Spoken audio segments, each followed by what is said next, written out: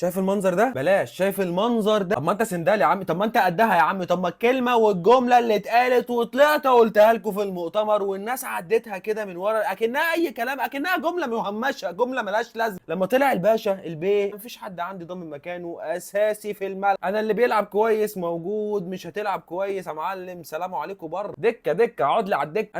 انا فاهم مخيلتك والله، انا فاهم ان انت ساعتها مش ما كدبتنيش وما كدبتش تشابي الونسو، بس انت كان فكرك كله يعني اللي هو ايه، اكيد قصده على الناس اللي هو تشاوميني مثلا، اردا جولير، حد من خط الدفاع، الناس اللي لسه جاي. لكن فينيسيوس جونيور، كيليان امبابي، الباقي اللعيبه دي لعيبه لا تمس طبعا. بره بره بره يلا كله بقى. ارنولد الماتش اللي فات ما كانش احسن حاجه، اقعد بره حبيبي، ما تنزل هتنزل هتاخد فرصتك تاني، بس تثبت نفسك لما تنزل تجري كده وتعمل ال 200% من اللي عليك عشان تثبت نفسك. فينيسيوس جونيور بره بره ما يخصنيش، ابراهيم دياز بره بره، كل الرجاله اللي ما بتأديش وكل الرجاله اللي ما بتعملش 200 300 400% من مجهودها في الملعب ما تقعدش على الدكه. الصحفي طالع بيتكلم بيقول لك المعلم فينيسيوس جونيور اتضايق جدا وما كانش متوقع ان ده ممكن يحصل، ان هو يقعد النهارده من على الدكه، بس طبعا كلنا بنتمنى، وانا اول واحد بتمنى، اللي كنت بطلع اقول ان فينيسيوس جونيور بقى له كام ماتش مستواه مش احسن حاجه، اتمنى ان هو يستغل حاجه زي كده، ان هو لما ينزل الشوط الثاني او بعد كده يثبت العكس. خدت فرصتك اعتقد يعني جميله جدا وفرصه اساسي وكل حاجه، راح لتشابي الونسو قال انا مش هلعب غير في الوينج الشمال وده مركزي المفضل وعايز اثبت نفسي وعايز اكمل مع ريال مدريد عشان اثبت نفسي قدام الجمهور والدنيا والعالم. اثبت نفسك ارجوك النهارده.